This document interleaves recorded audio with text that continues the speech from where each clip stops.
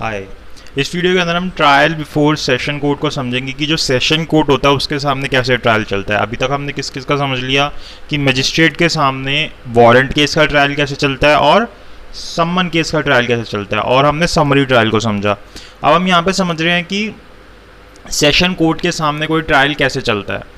तो इसका जो प्रोविजंस है वो सीआरपीसी के कौन से सेक्शंस में दिए हैं, सेक्शन 226 टू सेक्शन 236 के अंदर दिए गए हैं, और 237 भी इससे रिलेटेड ही है, उसको भी हम यहाँ पे डिस्कस कर लेंगे क्योंकि फिर 238 से आगे वारंट केस जो मजिस्ट्रेट के द्वारा चलाए जाते हैं उसके बारे में बात होती है 250 तक, और 251 से लेकर 259 तक सम्मन केसेस की बात होती है जो मजिस्ट्रेट के द्वारा चलाए जाते हैं।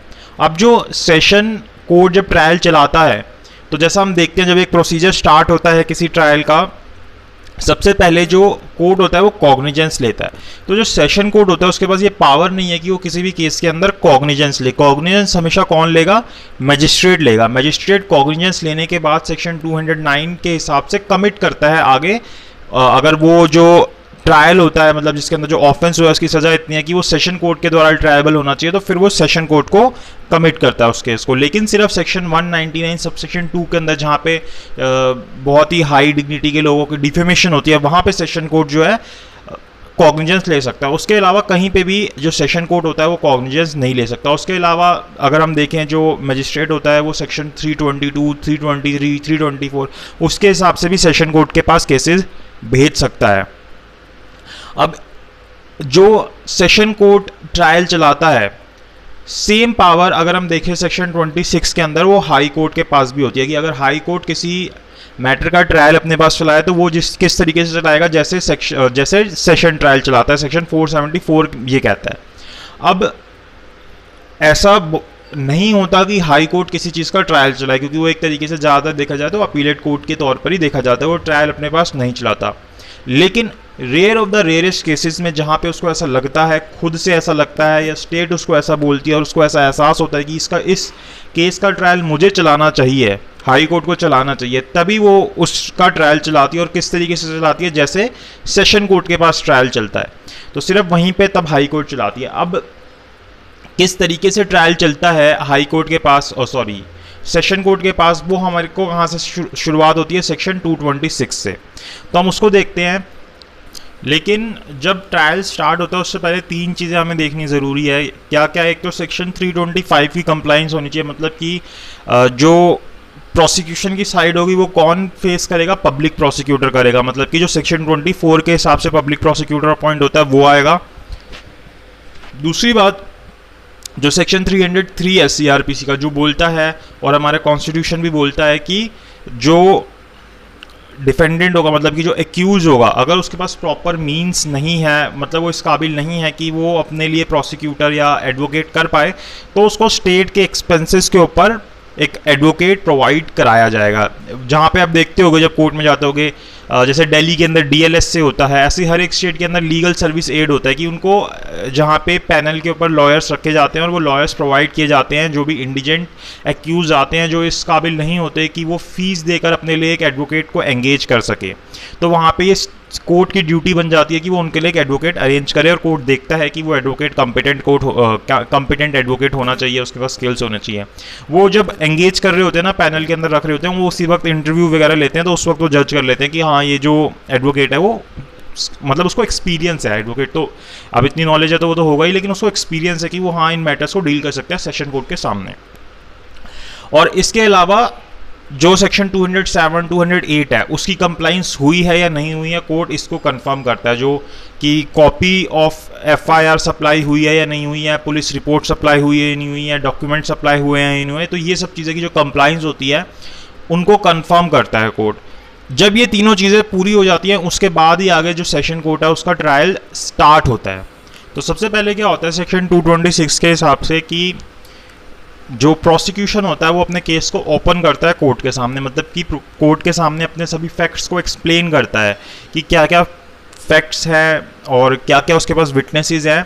तो प्रेमा फसाई वो कोर्ट के सामने प्रूव करने की कोशिश करता है। यहाँ पे पूरा इस तरीके से उसको सभी विटनेस को बुला के और पूरी तरीके से प्रूव करने की ज़रूरत नहीं होती, वो प्रेमा फसाई प्रूव करता है कि हाँ ये ऑफेंस जो है इस एक्यूज़ ने कमिट किया है। सिर्फ इतना ही उसको प्रूव करना होता है। यहाँ पे इसका मतलब ये नहीं होता कि अगर वो सिर्फ अपनी इन बातों को रख देगा तो कोर्ट को मानना ही पड़ेगा। कोर्ट फिर यहाँ पे क्या करता है, अपना जुडिशियल माइंड अप्लाई करता है। कोर्ट कोई एक ऑफिस नहीं है कि जहाँ पे आप गए और आपने अपनी बातें रखी और वो उसका चार्ज फ्रेम कर देगा उसके ऊपर, ऐसा नहीं होता। कोर्ट अपना जुडिशियल माइंड अप्लाई करता है। अब यहाँ पे जब 226 के अंदर प्रोसिक्यूशन ने अपनी बातें बताई, अपनी विटनेसेस दिखाई कि ये चीज़ें हैं, और एक्यूज़ वहाँ पे प्रेजेंट होगा। एक्यूज़, ये कोर्ट की ड्यूटी होती है कि एक्यूज़ को वहाँ पे प्रेजेंट रखे, ठीक है। अब 226 के अंदर ये बात बताई। फिर 227 में क्या होता है, चार्जेस फ्रेम होते हैं, मतलब कि उस व्यक्ति को डिस्चार्ज किया जा सकता है सेक्शन 227 के हिसाब से। तो यहाँ पे जब 227 के अंदर उसको डिस्चार्ज किया जाता है, वो कब किया जाता है, जब कोर्ट को ऐसा लगता है कि कोई भी सफिशिएंट ग्राउंड्स नहीं है, कोई भी सफिशिएंट ग्राउंड्स नहीं है जिसके बेसिस पे इस व्यक्ति के ऊपर आगे ट्रायल चलाया जाए। क्योंकि इससे एक तो प्रोलॉन्ग्ड ट्रायल चलेगा, उसको कोई फ़ायदा भी नहीं है, क्योंकि कोर्ट को यहीं पे दिख रहा है अपना जुडिशियल माइंड अप्लाई करके कि इस व्यक्ति ने कुछ नहीं किया, इसके अगेंस्ट जो एविडेंसेस हैं वो स्ट्रॉन्ग एविडेंसेस नहीं है, और वो प्रूव नहीं कर रहे किसी भी तरीके से प्राइमा फेसी कि इस व्यक्ति ने ये ऑफेंस किया है। मतलब कि ग्रेट सस्पिशन नहीं होता उस व्यक्ति के अगेंस्ट, ग्रीवियस सस्पिशन नहीं होता कि इस व्यक्ति ने ऑफेंस किया है, तो कोर्ट वहाँ पे उसको छोड़ देता है। और जब कोर्ट डिस्चार्ज करता है उस व्यक्ति को, तो वहाँ पे कोर्ट अपने रीजंस बताता है, ताकि जब अपर कोर्ट में जाया जाए, जब भी जो सेशन कोर्ट से ऊपर का कोर्ट है, हाई कोर्ट या जहाँ पे भी जाया जाएगा, वो देख सके उसकी करेक्टनेस को, कि जो सेशन कोर्ट है उसने सही रीज़न की वजह से इसको डिस्चार्ज किया है या नहीं किया है। अब जब यहाँ पे डिस्चार्ज कर दिया तो यहीं पे चीज़ ख़त्म हो जाएगी 227 के अंदर। लेकिन अगर डिस्चार्ज नहीं किया तो इसका मतलब कि कोर्ट को अब क्या लग रहा है कि इस व्यक्ति ने ऑफेंस कमिट किया है, तो अब उन पार्टीज को सुना जाएगा। मतलब कि 228 के अंदर चार्जेस फ्रेम होंगे, तो जब चार्जेस फ्रेम होंगे तो क्या होगा कि दोनों पार्टीज को सुना जाता है फिर से। मतलब कि एक तरीके से जो डिफेंस साइड होती है उसको मौका दिया जाता है कि अब अपनी बात को रखो कि क्यों आपके अगेंस्ट चार्जेस फ्रेम नहीं होने चाहिए। अब जब ये सुना जाता है तो सेक्शन 228 के अंदर उस व्यक्ति के अगेंस्ट चार्जेस फ्रेम किए जाते हैं। और जब ये चार्ज फ्रेम किए जा रहे होते हैं, मतलब कि अब जब चार्ज फ्रेम करता है तो ये जो उसको मौका देने की बात है डिफेंस को, ये बहुत रेयरली दिया जाता है। ये नहीं कि हर बात पे आप डिफेंस को चार्जेस फ्रेम होने से पहले मौका दो कि आप अपनी बात रखो, ये रेयरली दिया जाता है जब कोर्ट को बिल्कुल ऐसा लगता है कि बहुत ही कॉन्वोकेटेड फैक्ट्स रखे गए हैं प्रोसिक्यूशन के द्वारा। अब यहाँ पे जब ये जो सेशन कोर्ट होता है, जब वो चार्जेस फ्रेम करता है, उसको जब चार्जेस फ्रेम करता है ये लगता है कि ये जो ऑफेंस है ये एक्सक्लूसिवली ट्रायल बाय नीचे का कोई कोर्ट है, मतलब कि judicial magistrate first class, judicial magistrate second class, CGM या कोई भी नीचे का जो कोर्ट है उसके द्वारा लगता है, तो वो सेशन कोर्ट चार्जेस फ्रेम करता है और फिर उस कोर्ट के पास भेज देता है। और अगर सेशन कोर्ट को ऐसा लगता है कि ये ऑफेंस मेरे द्वारा ही ट्रायबल है तो फिर उसका ट्रायल उसके पास चलता है। और जब चार्जेस फ्रेम होते हैं तो जैसा हम बाकी सारे ट्रायल्स के अंदर देखते हैं, यहाँ पे भी वो जो चार्जेस फ्रेम होते हैं वो जो एक्यूज होता है उसको पढ़ के बताए जाते हैं कि आपके अगेंस्ट ये चार्जेस लगे हैं।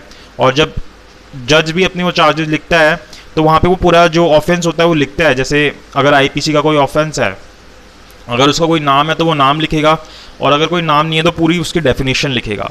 और फिर जज ये इंश्योर करता है कि जो एक्यूज है उसको ये ऑफेंस समझ आया है या नहीं आया, कि उसके अगेंस्ट अब किस चीज़ का ट्रायल चलेगा। तो सेक्शन 482 के सबसेक्शन 2 के अंदर ये चीज़ इंश्योर की जाती है कि जो एक्यूज है उसको उसके अगेंस्ट क्या चार्ज लगा ये समझ आया या नहीं आया। तो कोर्ट इंश्योर करता है कि जो एक्यूज है उसको समझ आए कि उसके अगेंस्ट किस चीज़ का चार्ज फ्रेम हुआ है, किस चीज़ का ट्रायल चलेगा। फिर अब जब उसको ये सब चीज़ें बता दी गई तो फिर हम आते हैं अगले सेक्शन के ऊपर, सेक्शन 229 के ऊपर। इसके अंदर क्या होता है कि जब उसको बता दिया कि तेरे अगेंस्ट ये चार्जेस लग रहे हैं तो उससे पूछा जाता है कि क्या आप प्लीड गिल्टी करते हो। प्लीड गिल्टी मतलब कि उससे पूछते होगी कि आपने क्या ये ऑफेंस कमिट किया है, और अगर वो इस चीज़ के लिए हाँ बोल देता है तो फिर ये मान लिया जाता है कि उसने ऑफेंस कमिट किया है। अगर उसकी पर्सनल अटेंडेंस को डिस्पेंस नहीं किया गया, उसको छूट नहीं दी गई कि आप कोर्ट में नहीं आओगे, तो उसको पर्सनली आके एक प्लीड गिल्टी करना पड़ता है। और अगर उसको डिस्पेंस किया गया है कोर्ट के द्वारा तो जो उसका प्लीडर होता है वो भी उसके बिहाफ पे प्लीड गिल्टी कर सकता है।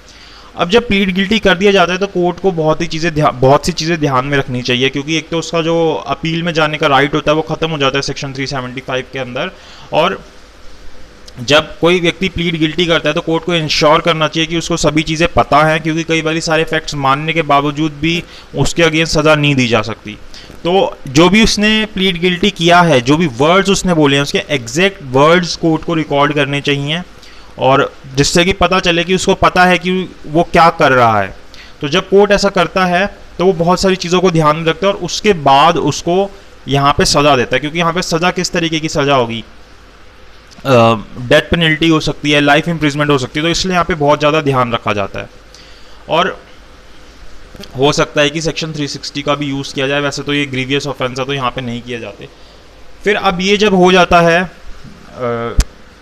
प्लीड गिल्टी हो गया तो ख़त्म। अगर प्लीड गिल्टी नहीं होता तो फिर हम नेक्स्ट सेक्शंस के ऊपर आते हैं। अब कोर्ट क्या करता है, डेट फिक्स करता है किसकी, एविडेंस की। अब कौन एविडेंस करेगा, सबसे पहले हमेशा याद रखिएगा कोई भी ट्रायल चलता है, चाहे सेशन कोर्ट के पास चले, चाहे मजिस्ट्रेट के पास चले, वारंट केस या सम्मन केस, पहले हमेशा प्रोसिक्यूशन के एविडेंसेस होते हैं। क्यों? क्योंकि हम एविडेंस एक्ट के अंदर पढ़ते हैं कि बर्डन ऑफ प्रूफ किसके ऊपर होता है, जो किसी व्यक्ति के ऊपर एलिगेशन लगा रहा होता है। तो बर्डन ऑफ प्रूफ किसके ऊपर है, प्रोसिक्यूशन के ऊपर है। जब प्रोसिक्यूशन अपनी बात को प्रूव कर पाएगा तभी जो एक्यूज है, जो डिफेंस साइड है, उससे पूछा जाएगा। अगर प्रोसिक्यूशन अपनी बात को अपने एविडेंसेस से प्रूव नहीं कर पाता और कोर्ट को अपने जुडिशियल माइंड लगाने के बाद ये लगता है कि एक्यूज ने ऑफेंस कमिट नहीं किया, तो कोर्ट उसको छोड़ भी सकता है। इसलिए पहले प्रोसिक्यूशन को बोला जाता है कि आप अपनी बात प्रूव कीजिए, उसके बाद डिफेंस को बोला जाता है कि आप अपने पक्ष में, अपने तरफ से जो बातें आपको बोलनी है वो रखिए। तो यहाँ पे अब जब चार्जेस फ्रेम हो जाते हैं और वो प्लीड गिल्टी नहीं करता, तो फिर डेट रखी जाती है जिस दिन प्रोसिक्यूशन अपने एविडेंसेस को लेके आता है। तो जब अब कोर्ट के जो डेट फिक्स की उस पर जब हम एग्जामिनेशन करेंगे विटनेस का, जो सेक्शन 230 231 के हिसाब से होगा, तो जब हम एग्जामिनेशन करेंगे, हम किस तरीके से एग्जामिन करते हैं, जैसे विटनेस आता है तो और एविडेंस लाए जाते हैं, तो एविडेंस कहाँ पे बताए गए कि क्या होते हैं, जो हमें सेक्शन 3 ऑफ एविडेंस एक्ट में बताया गया है। अब जब वो आते हैं तो एविडेंस एक्ट के ही जहाँ पे हम देखते हैं एग्जामिनेशन ऑफ विटनेस पार्ट को, जो पीछे 138 सेक्शन से स्टार्ट होता है, तो वहाँ पे क्या होता है, एग्जामिनेशन इन चीफ किया जाता है, फिर क्रॉस एग्जामिनेशन किया जाता है, फिर री एग्जामिनेशन किया जाता है। तो वो सारी चीज़ें एक विटनेस के साथ की जाती है। अब यहाँ पे जो प्रोसिक्यूशन होता है वो अपने सभी मटेरियल विटनेसेस को लेके आता है। अब उसके पास इतने सारे विटनेसेस है तो ज़रूरी नहीं है सभी विटनेसेस को लेके आना है। जो भी मेन विटनेसेस है, जिनकी विटनेस के कारण जो एक्यूज है उसका ऑफेंस प्रूव हो सकता है, वो उन सभी विटनेसेस को लेके आता है कि वो इतने स्ट्रॉन्ग विटनेसेस होते हैं। तो और जब विटनेस लिए जाते हैं ना, तो जो हम सेक्शन 275, 276, 277, 78, 79, 280 पढ़ते हैं, उसके हिसाब से लिए जाते हैं कि उनको जो विटनेस वो दे रहे हैं, मतलब जो भी वो बात बोल रहे हैं, वो राइटिंग में ली जाएगी या फिर ओपन कोर्ट में डिक्टेट करके ली जाएगी उनसे। फिर उनको पढ़ के बताया जाएगा कि आपने ये बात बोली है। फिर मजिस्ट्रेट उसके पास साइन करता है और अपने पास रख लेता है। और अगर वो लैंग्वेज जो जिसके अंदर हो रहा है वो उसके लॉयर को या प्लीडर को, उस एक्यूज को समझ नहीं आ रही, तो उसको लैंग्वेज समझाई जाती है कोर्ट की। तो ये सारी चीज़ें जो सेक्शन 275, 280 तक दी गई हैं, वो सारी चीज़ें फॉलो की जाती है जब एक विटनेस को रिकॉर्ड किया जाता है। अब जब विटनेस रिकॉर्ड हो रहे हैं तो ये चीज़ें हमने फॉलो करी, और साथ ही साथ अब आगे क्या होता है, जैसे अब ये हो गया, हमने उनको एग्जामिन कर लिया विटनेसेस को। अब क्या करना होगा, यहाँ पे कंपलसरी हो जाता है सेक्शन 313 के अंदर एक्यूज को एग्जामिन करना। तो यहाँ पे कंपलसरीली कोर्ट के द्वारा एक्यूज को एग्जामिन किया जाएगा। और जब एक्यूज को एग्जामिन किया जाता है इस स्टेज के ऊपर, वो पहले भी किया जा सकता है प्रोसिक्यूशन से पहले, लेकिन वहाँ कंपलसरी नहीं होता, यहाँ पे कंपलसरी हो जाता है। अब जब उसको एग्जामिन किया जाता है तो सेक्शन 314 के हिसाब से जो ये प्रोसिक्यूशन साइड होती है वो अपनी बातें रिटर्न सबमिशन में दे सकती है आर्गुमेंट्स को अपने, ताकि कोर्ट एग्जामिन कर सके कि उसने क्या बातें बोली हैं और अच्छे से। और जब कोर्ट ये चीज़ें देखता है, जब एग्जामिनेशन देखता है कि उसकी इसके रिटर्न सबमिशंस देखता है, तो उसके बाद कोर्ट सेक्शन 232 के अंदर एक्विटल के ऑर्डर्स दे सकता है कि प्रोसिक्यूशन अपनी बात को प्रूव करने के लिए काबिल नहीं था, मतलब कि वो अपनी बातें प्रूव नहीं कर पाया जो कि एक्यूज के अगेंस्ट प्रूव करनी थी, इसलिए उसको अब वो छोड़ने का ऑर्डर दे देता है। लेकिन अगर अभी कोर्ट को नहीं लगता कि मतलब कि जो एक्यूज है उसको ऐसा लगता है कोर्ट को कि हाँ इसने ऑफेंस कमिट किया, प्रोसिक्यूशन अपनी बात को प्रूव करने में ठीक है, प्रूव कर पा रहा है, तो यहाँ पे फिर उसके बाद अब डिफेंस साइड पे आ जाता है। जैसे प्रोसिक्यूशन अपने एविडेंसेस लेके आया और उसके एविडेंसेस को एग्जामिन किया गया, इसी तरीके से इसके जो डिफेंस के जो भी विटनेसेस होते हैं वो बुलाए जाते हैं और उनको एग्जामिन किया जाता है। एग्जामिन वैसे ही किया जाता है कि चीफ किया जाता है, फिर क्रॉस किया जाता है, फिर री एग्जामिन किया जाता है। और सेक्शन 311 के हिसाब से किसी भी विटनेस को भी बुलाया जा सकता है कोर्ट के अंदर, अगर कोर्ट को ठीक लगता है कि वो विटनेस को बुलाना ज़रूरी है क्या कोई एग्जामिनेशन करने के लिए। और फिर जैसे वो रिकॉर्ड करते हैं विटनेस को, जो भी मैंने आपको पहले बताया कि सेक्शन 275 से 280 को फॉलो करते हुए उस तरीके से हम अपने विटनेस को रिकॉर्ड करते हैं। और रिकॉर्ड करने के बाद ये जो एक्यूज होता है ये अपनी रिटर्न स्टेटमेंट भी दे सकता है। अगर उसको लगता है कि मुझे रिटर्न कोई चीज़ देनी है, मेरे को अपने डिफेंस में रिटर्न बातें देनी है, तो वो रिटर्न स्टेटमेंट भी दे सकता है। और फिर 314 के अंदर जैसे प्रोसिक्यूशन ने अपनी बातें, अपने आर्ग्यूमेंट सबमिट किए थे, इसी तरीके से जो डिफेंस साइड होती है ये भी अपने आर्ग्यूमेंट्स सबमिट कर सकती है सेक्शन 314 के हिसाब से। अब जब ये अपनी बात सबमिट कर देती है, जैसे अब दोनों साइड की बातें आ गई, तो अब क्या होगा, अब हम आगे के सेक्शंस पे आ जाते हैं जो कि सेक्शन 235 से आते हैं। तो 235 और 236 सेक्शन पे आते हैं। यहाँ पे क्या होता है, अब दोनों की बातों को सुन लिया गया, अब क्या कोर्ट करेगा, अब जजमेंट देगा, मतलब कि कंक्लूड करेगा, क्योंकि दोनों ने अपनी बातें जो है रख दी है। वैसे देखा जाए तो ये सुनने में छोटा ट्रायल लग रहा है, लेकिन इसको होने में बहुत लंबा पीरियड लग जाता है। क्यों? क्योंकि विटनेसेस बहुत सारे होते हैं और उनको अलग अलग डेट पे बुलाया जाता है, क्योंकि एक डेट पे बुलाना पॉसिबल नहीं होता और कोर्ट के पास बहुत सारा काम भी होता है। तो हमारा प्रोसीजर ही ऐसा है जिसके अंदर टाइम लग जाता है। तो उसके अंदर जो कोर्ट होते हैं वो भी उनके भी हाथ बंधे हुए होते हैं, क्योंकि उनको सीआरपीसी को फॉलो करना है अपने ट्रायल को चलाते हुए, इसलिए वहाँ पे टाइम भी लग जाता है। अब सेक्शन 235 के ऊपर अगर हम आएँ तो यहाँ पे फिर कोर्ट अपना जजमेंट देता है। दोनों पार्टीज़ को सुनने के बाद जज को लगता है कि इसने ऑफेंस किया तो उसको कन्विक्ट कर देता है, अगर नहीं लगता तो एक्विट कर देता है। और यहाँ पे वो सारी चीज़ें फॉलो करता है जो हम देखते हैं आगे सेक्शंस के अंदर, जो कंपनसेशन वगैरह देने की बात होती है आगे के सेक्शंस में, वो सारी चीज़ें भी यहाँ पे फॉलो की जाती हैं। जो कौन से सेक्शन में आती है, 353 to 365 सेक्शन के अंदर आती है, उन चीज़ों को फॉलो करते हैं वो। अब यहाँ पे जब जजमेंट दे दी तो अब आगे क्या प्रोसीजर फॉलो किया जाएगा, तो वो सेक्शन 235 सब सेक्शन 2 के हिसाब से किया जाता है। तो यहाँ पे वो क्या करता है कि या तो उस व्यक्ति को प्रोबेशन के ऊपर छोड़ देगा सेक्शन 360 के अंदर, जब वो देखेगा क्या नेचर है, क्या फैक्ट्स थे, सर्कमस्टांसिस थे, उस व्यक्ति की एज क्या थी, क्या ऑफेंस कमिट किया है, ठीक है। या फिर अब क्या करेगा, जब 235(2) के अंदर वो आएगा, वो अब ये तो कंफर्म है कि वो कन्विक्ट बन गया है जो व्यक्ति है, अब उसके सेंटेंस के ऊपर बात होगी। तो यहाँ पे वो उसकी प्री हियरिंग करेगा सेंटेंस देने से पहले। तो वो उसको सुनेगा कि उसको क्यों और कितनी सज़ा देनी चाहिए, कि जैसे अगर कोर्ट सोच रहा है कि मुझे या कोर्ट के हिसाब से इतनी सज़ा दी जानी चाहिए, तो उसके हिसाब से उसको कम सज़ा क्यों दी जानी चाहिए, तो इस चीज़ के ऊपर एक तरीके से आगे सुना जाएगा। अब यहाँ पे ये कंफर्म हो गया कि इस व्यक्ति ने ऑफेंस किया है। अब ये देखा जाना है कि इसको कितना सेंटेंस देना है।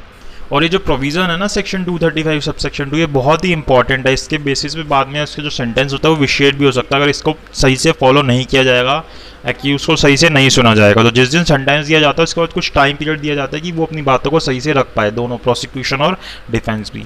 फिर सेक्शन 236 के अंदर क्या होता है कि अगर कोई प्रीवियस कन्विक्शन है तो उसको देखा जाता है, जो सेक्शन 211 सब सेक्शन 7 के अंदर आते हैं, तो वो सारी चीज़ें देखी जाती है। तो यहाँ पे हमारा ट्रायल खत्म हो जाता है, उसको सज़ा वगैरह मिल गई। और एक जो सेक्शन 237 आता है वो किस बारे में बात करता है, जहाँ पे कोई जैसे प्रेसिडेंट, वाइस प्रेसिडेंट, इन लोगों का डिफेमेशन किया जाता है सेक्शन 199 सब सेक्शन 2 के हिसाब से। तो वहाँ पे एक तो सेशन कोर्ट खुद कॉग्निजेंस ले सकता है, और दूसरी बात कि इसका ट्रायल किस तरीके से चलेगा, सेक्शन 244 to 247 के हिसाब से चलेगा, जो हमने अपनी वीडियो के अंदर समझ रखा है, जहाँ पे मजिस्ट्रेट के सामने ट्रायल चलता है वारंट केस का, नॉट ऑन पुलिस रिपोर्ट, मतलब जहाँ कंप्लेंट बेसिस पे ट्रायल चलता है। तो जैसे वहाँ ट्रायल चलता है, आप उस वीडियो को देखिएगा, उसी तरीके से सेक्शन 237 के अंदर ट्रायल चलता है। तो यहाँ पे हमने सेक्शन 226 to 2 ये पूरा 236 to 36 to 37 ये सारा पूरा देखा हमने कि ट्रायल कोर्ट के सामने किस तरीके से, सेशन कोर्ट के सामने किस तरीके से ट्रायल चलता है।